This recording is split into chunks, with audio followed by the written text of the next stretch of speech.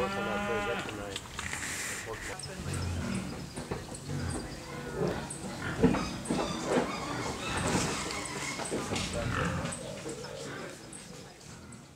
I'm Mac Magruder, and I'm the fourth generation rancher raised in Potter Valley. I'm Grace Magruder Proven. I grew up here. I'm the fifth generation. I'm Ben Proven. I'm a first generation Proven here, but I'm married to Grace.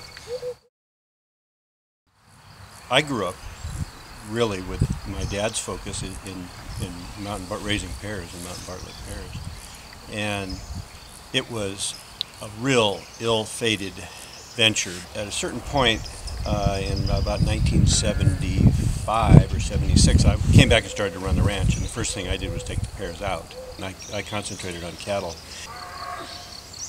And at a certain point, I got a call from Grace, and she said, you know, actually what I'd like to do is come back and start, working on the ranch. That's what I really, as she was finishing up graduate school. So that was...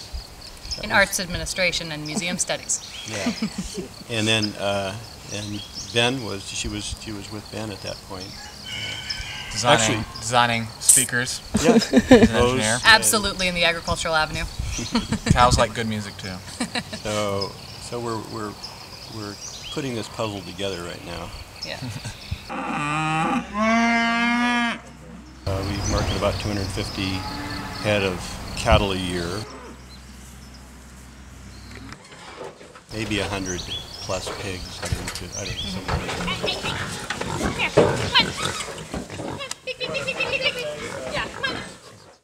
And probably 30 or 40 sheep.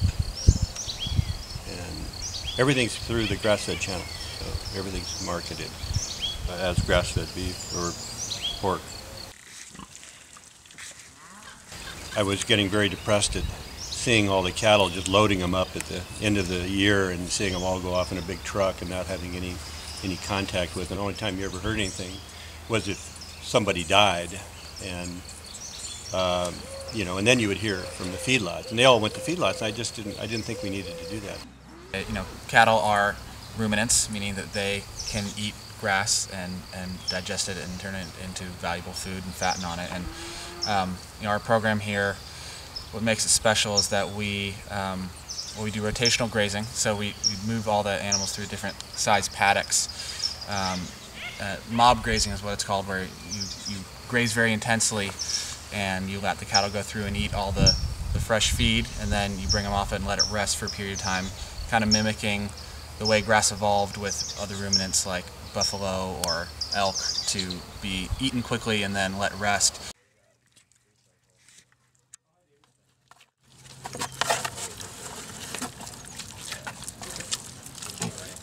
The industrial pig has been, any kind of practicality, maintenance potential has been bred out of them. I mean, they could not survive in the wild.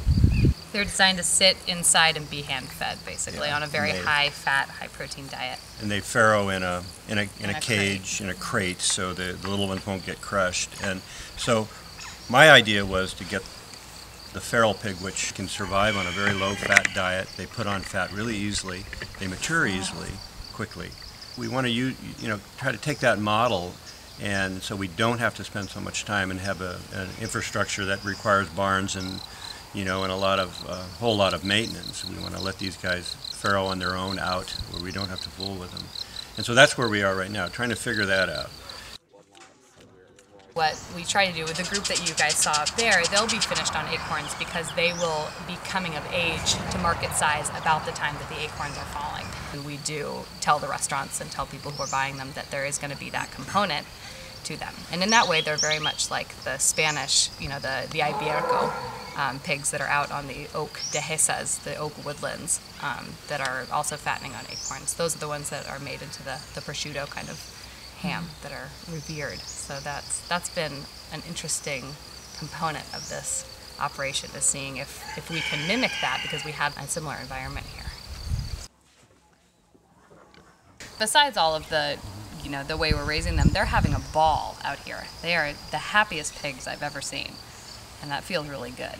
be providing them an opportunity for, I think as Joel Salatin said, to express their pigness in the best way possible.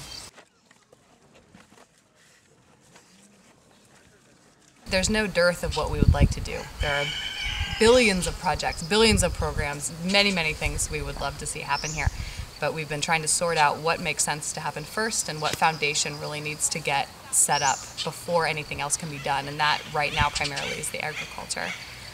We are excited about going into what we're calling agritourism, but using this place as a venue for various programs, events, workshops. We've already done a bit of that as sort of a pilot project. We hosted a natural building workshop here, partnering with the Solar Living Institute to do a week-long intensive where people learned how to build with natural materials that we source from the ranch. But we're really excited about the opportunities there to be able to host people. To have people come out and educate them. And that's all about education. If this is going to change, if this industrial paradigm is going to change, it'll change through economic pressures and consumer